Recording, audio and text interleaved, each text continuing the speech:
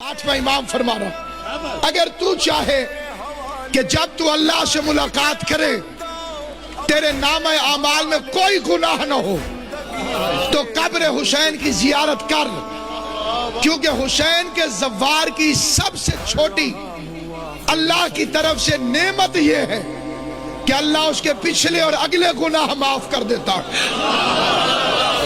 حج کرو تو صرف پچھلے گناہ معاف، زیارت حسین کرو پچھلے گناہ بھی معاف اور اگلے گناہ بھی معاف۔